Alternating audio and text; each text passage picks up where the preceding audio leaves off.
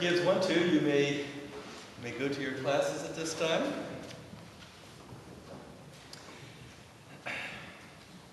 Cartoon buffoon Homer Simpson had not seen his born-again neighbor, Maude Flanders, in a few days. It was obviously that he really did not miss her. The incessantly sunny demeanor of Maude and her husband Ned clearly annoyed Homer. The sugar-coated perkiness of the Flanders kids only accentuated how delinquent Homer's son Bart was. But it was obvious that Homer wanted nothing to do with the Flanders, and he most certainly wanted nothing to do with their religion. Nevertheless, Homer was out in the backyard. He sees Maude in her backyard, and he greets her warmly in this episode. "Haven't seen you around for a couple of weeks, Maude." He said, "Where have you been?" "Oh," Maude replied as cheerfully as ever, "I've been away at Bible camp, learning to become more judgmental." Ouch. I can imagine people, millions of viewers all around the world watching that episode, laughing out loud and whispering under their voices, "Well, it's funny because it's true." Unfortunately, that is the way a lot of people think about Christianity. If you look at Homer's Bible-thumping neighbors, you see a faith that is rigid, one that is superficial, one that is pushy, one that is arrogant, it is saccharine, and one that is out of sync with reality.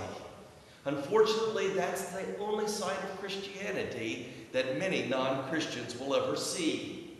Sheldon Van Duken said that the best argument for Christianity is Christians, their joy, their certainty, their completeness.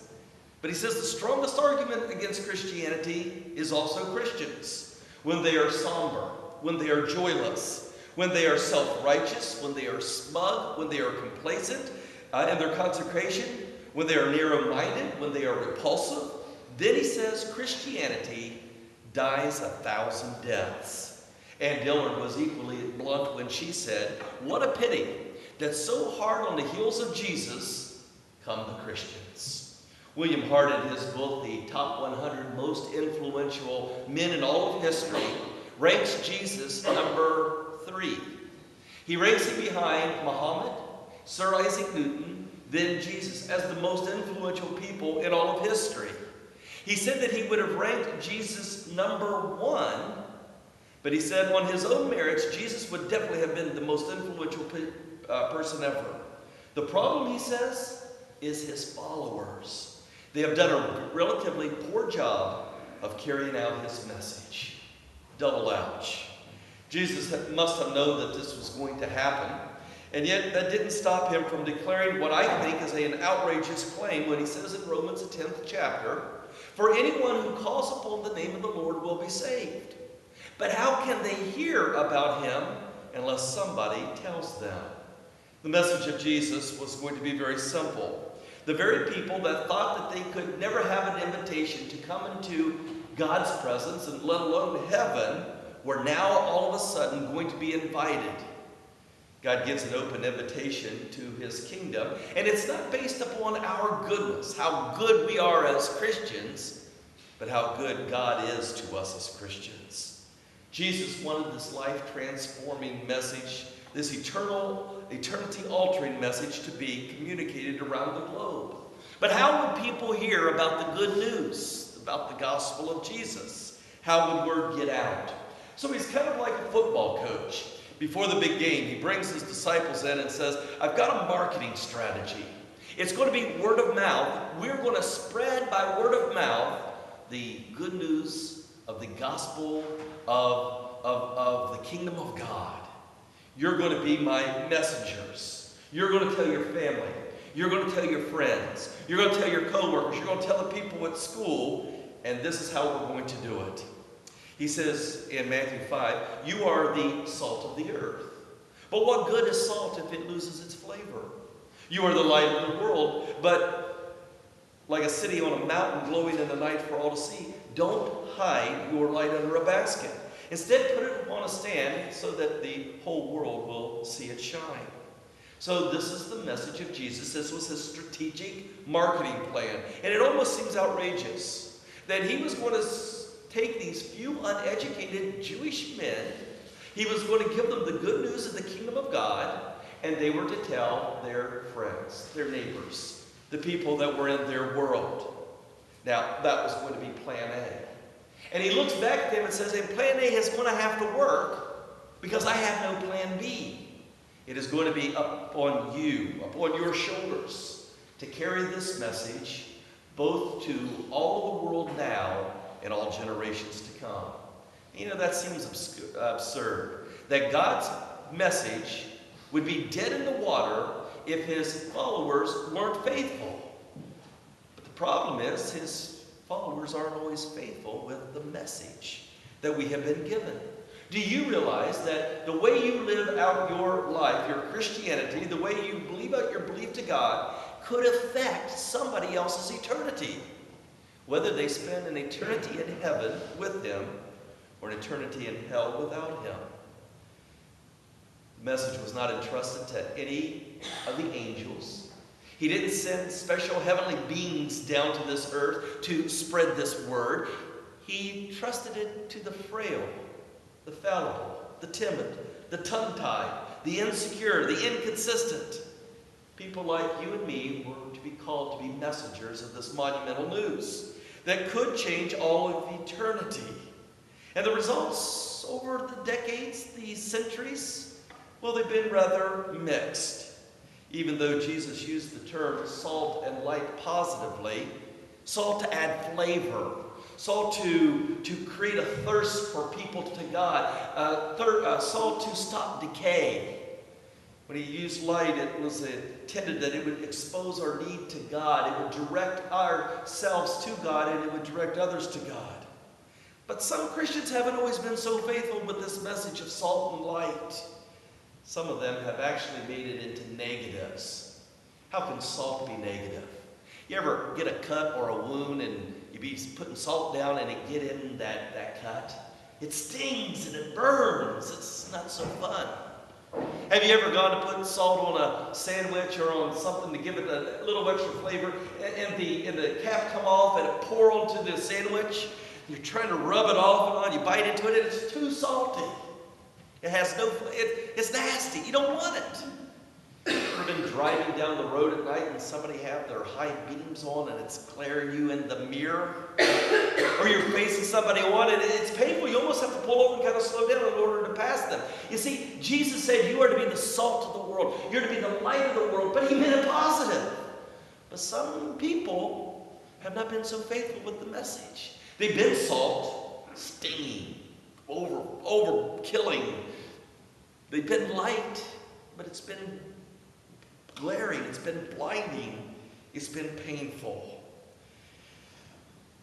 In the same way, Christians, even though they have had good intentions, instead of appealing to people to come into a relationship with God, they've actually repelled them. This morning what I want to do is I want to look at what salt that stings and light that glares Christians look like. Because we don't even want to slightly get close to this. First of all, have you ever met an in-your-face Christian? You know what? Christianity is supposed to be a gentle, peaceful religion. It is not hostile. It is not mean. It is not arrogant. It was never intended to be in your face. Quite the opposite. Paul says in 2 Thessalonians, now may the Lord of peace himself give you peace at all times, in every way. Recently I was reading a book about people and their in-your-face confrontations of Christianity.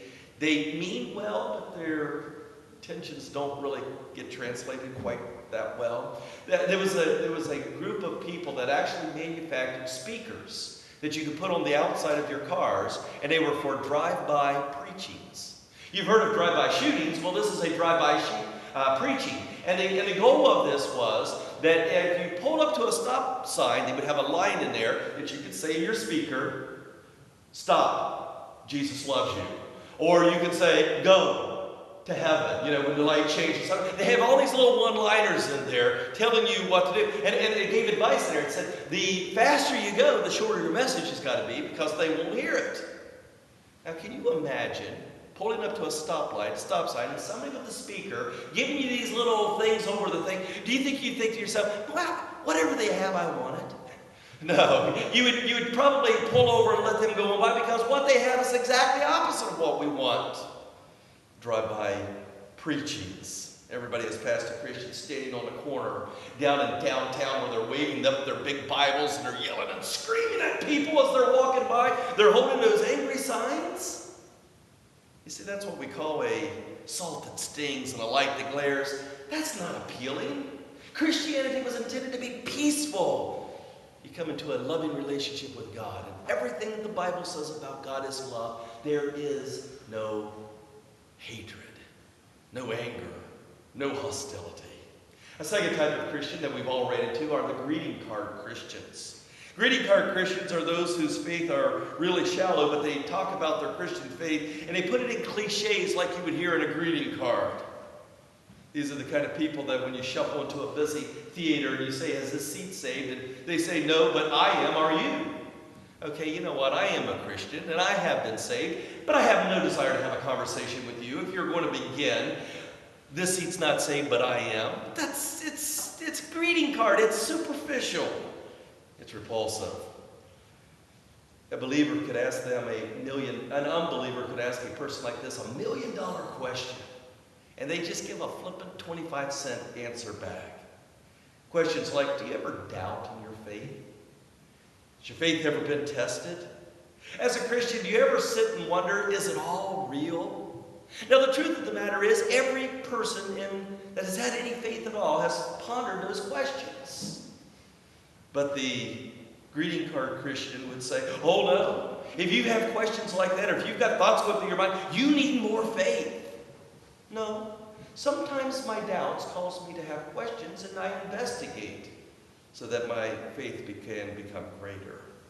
If you have doubts at times, I want you to know you're in good company.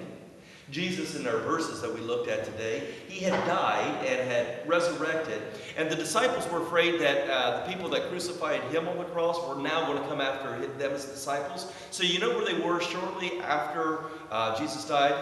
They were in a room with the doors locked and the curtains closed and the windows locked because they didn't want anybody to know where they were. They're in there scared for their life. They had committed their life to Jesus, and now Jesus is dead. So they're sitting in there, they're afraid, and they're talking, what are we going to do? And they're shaking, and all of a sudden they look around, and Jesus is standing in the room with them. Now mind you, the doors were locked, the windows were locked, and nobody opened them. There he stands. Well, the Bible says they were immediately afraid, thinking who? That they had seen a ghost. Jesus in Luke 24 says he stood among them, and he said to them, "Peace be with you." They were startled and frightened and thinking that they saw a ghost. He said to them, "Why are you troubled? Why do doubts rise in your minds?" He said, "Look at my hands, my feet. It is I myself. Touch me and see." He said, "A ghost does not have flesh and bones, as you've seen that I have." If you have times of doubt, then I want you to know you're in good company. The apostles who had spent 3.5 years with Jesus, immediately following, were locked in an upper room with the doors and windows shut, scared to death that it was over with. That Jesus wasn't who he said that he was, and that they were coming to kill them as well. It's okay in your faith to have doubts. The third type of Christian to beware of is the holier-than-thou Christians. Have you ever met a holier-than-thou Christian? Don't point. Just nod your head, yeah. You know what they're like, don't you? The holier-than-thou. They are the kind of Christians that carry around those big, thick, leather, golden embossed Bibles. People in the King James Version, because I think they're a little heavier. They don't carry them around necessarily for the guidance that comes from the inside, but how thick that they look. And I think the object is maybe to knock the sin out of people. Do you remember a few years ago there was a young homosexual male. His name was Matthew Shepard. And he was, I believe it was in Wyoming, and he was lured out by these two men that took him to a deserted field and a pasture, and they just literally beat the life out of him. Then they hung him to a fence post, remember this? And tied him up there. He was near death but not dead, and they left him hanging there. And then several days later, they found his body dead on that post. Well, that was a horrific ordeal on the newspaper. But to intensify it and to make it even worse, there was a Baptist church that has a website out, and it's called www.godhatesfags.com. Then they felt the need to go to Matthew Shepard's funeral and to picket the funeral. They were all holding up signs as people were walking in saying that Matthew Shepard is in hell. They took pictures of themselves standing in front of these posters, and on GodHatesFags.com they posted it on there, and very proud of their accomplishment. I concurred with the angry letter to the editor of the overview of this Kansas church that had done this, that said, the editor, the person who wrote in there said, if this is what being a Christian is all about, then I want nothing to do with it. I was shocked at the lack of respect that anybody could have for human life. I was shocked at the way that the killers had done what they had done. I was repulsed even more so that people who called themselves Christians would pick at a funeral. They would put nasty things about God and about this family who had lost a loved one in such a horrific way. And I thought to myself, as much as those people who killed this person need to be prosecuted to the extent of the law, I thought that that church owed not only the Shepard family an apology, but they owed an apology to God for representing God in a hateful, mean-spirited way. Peter says in 1 Peter, the 3rd chapter, if you are asked about your Christian hope, always be ready to explain why you're a believer. But get this is important. But you must do so in a gentle and a respectful way. We may have differencing of opinions on different things in the Scripture, and that's okay. You express your thoughts, I'll express mine. But we should do it in a loving, respectful way, that it is not the opinion, it's the God that we serve that is the most important. Then there is, lastly on our list here, a cosmetic Christian.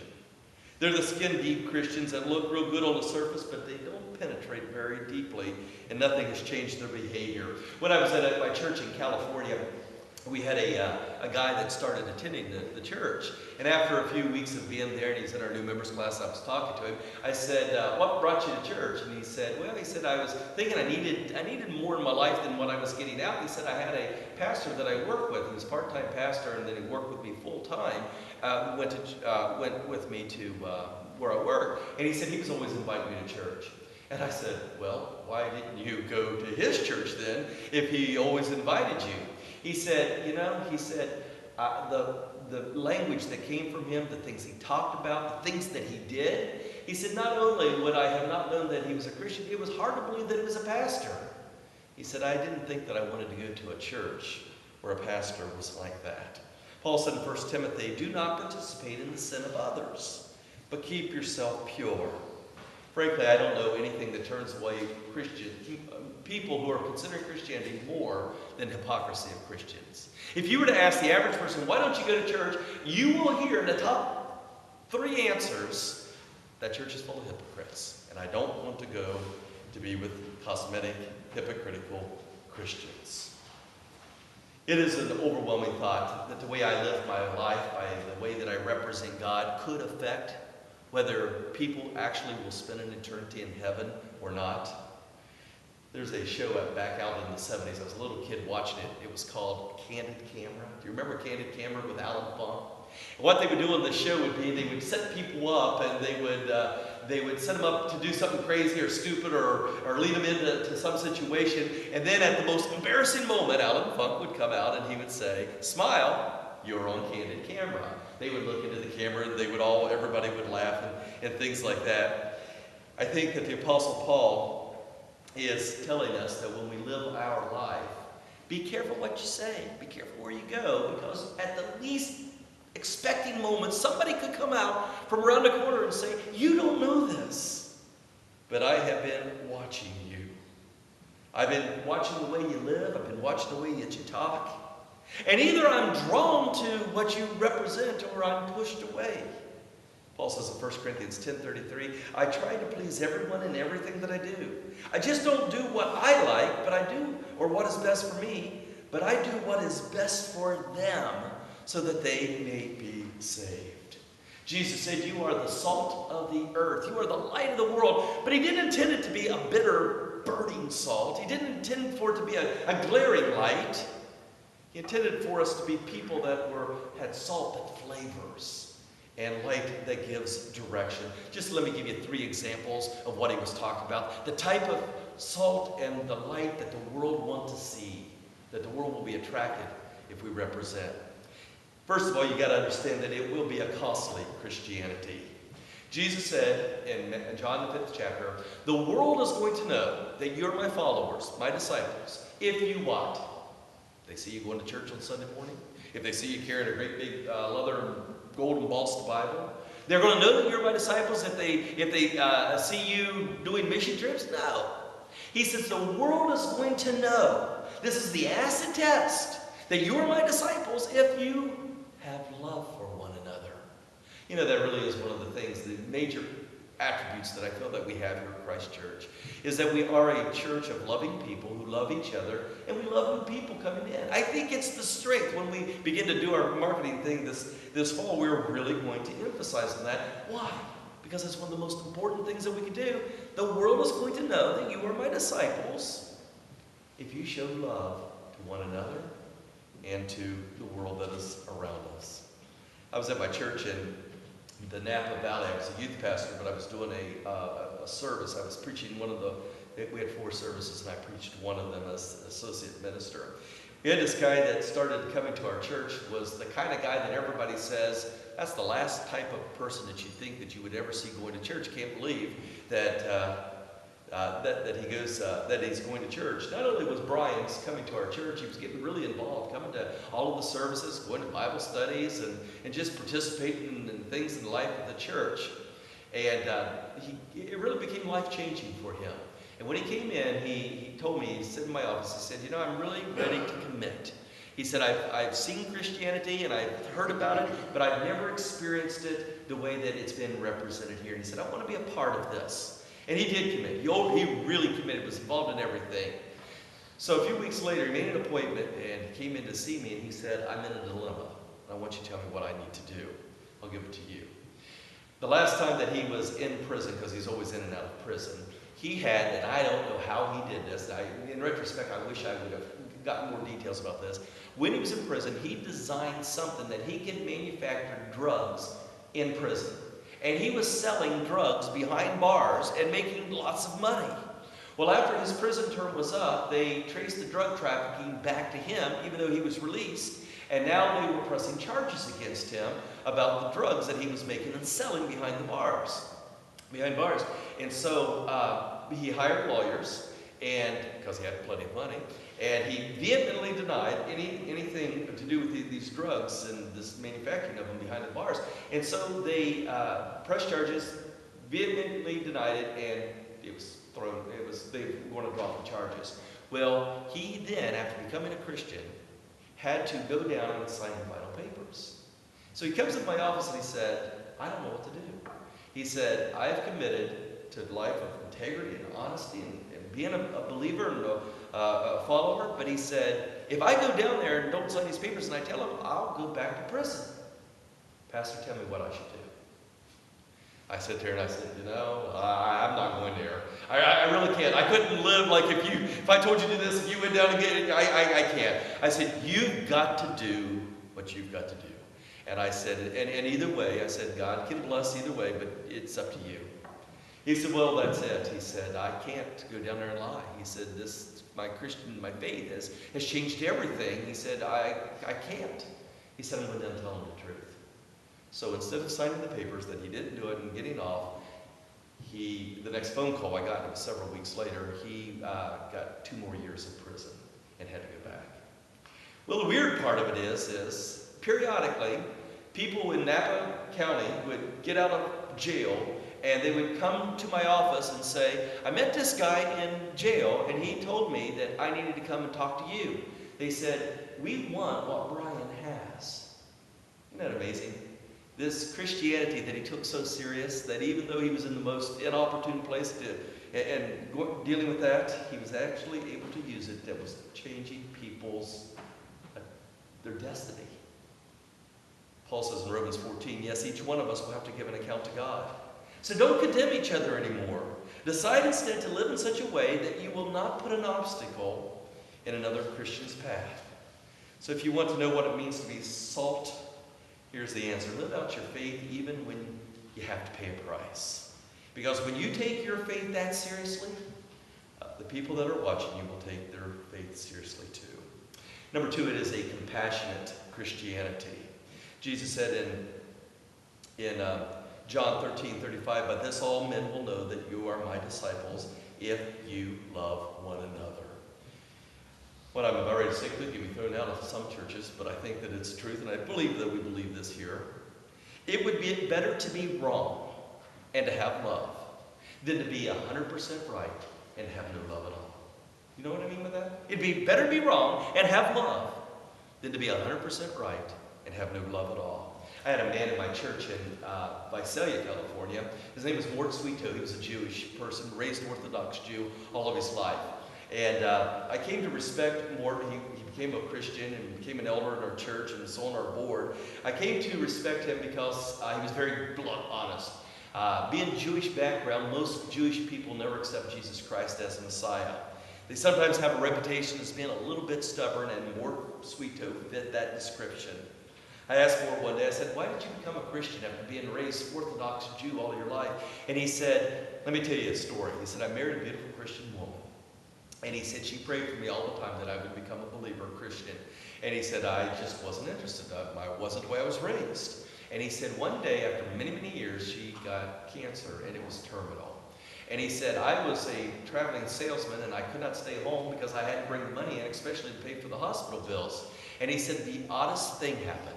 He said, Christians started coming into my house. The people, ladies, the men that she went to church with, they showed up in there at the house. They started cooking meals. They started cleaning. They started doing things around there. They were tending to her needs as she died. He said, and as time progressed, their attention did not wane. He said, I had never seen love in such action.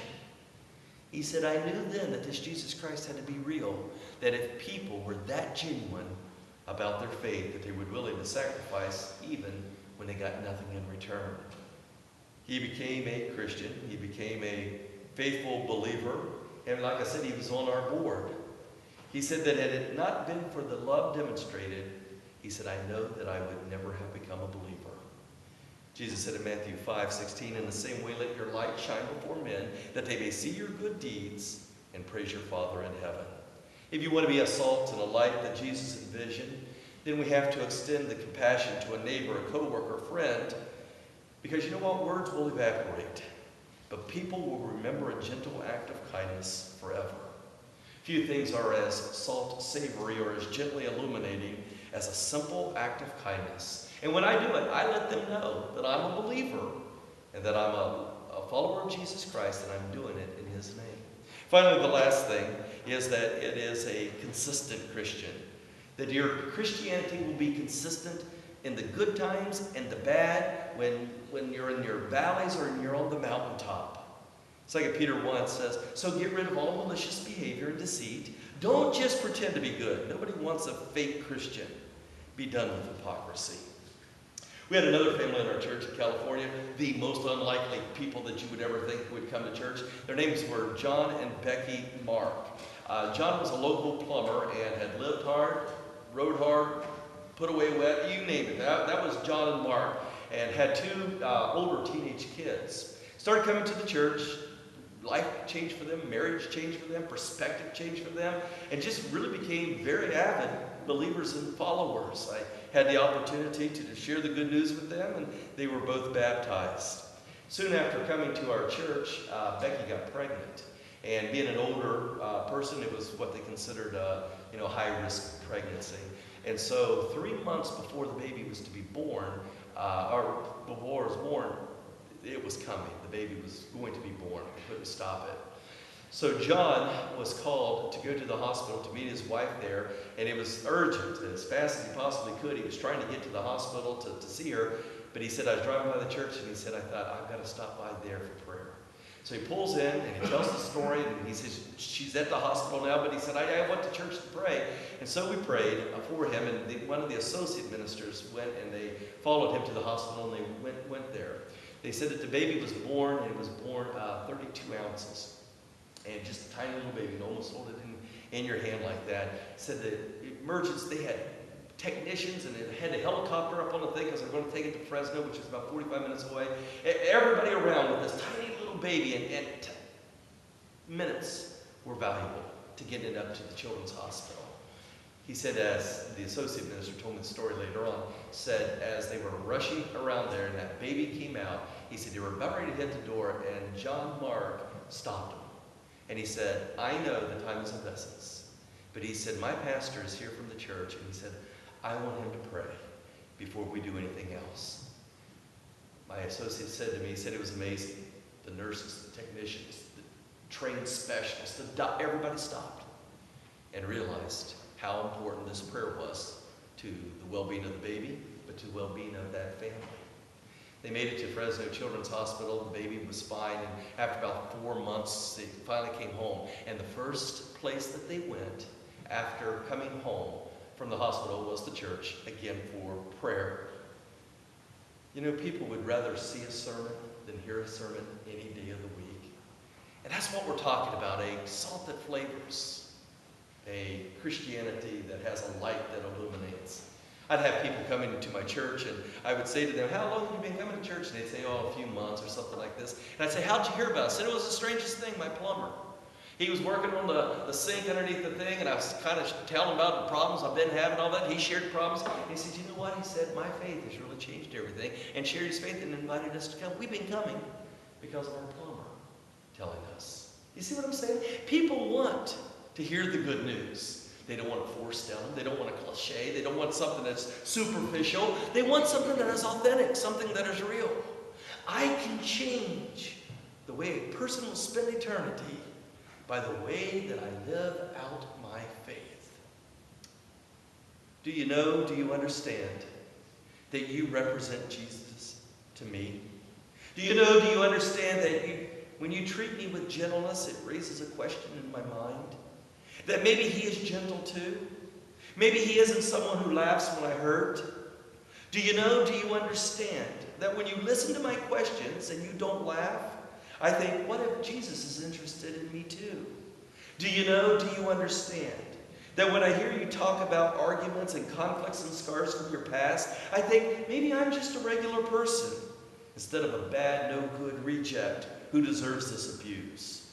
Do you know, do you understand that your words are his words? Your face is his face to someone like me? Please be who you say that you are.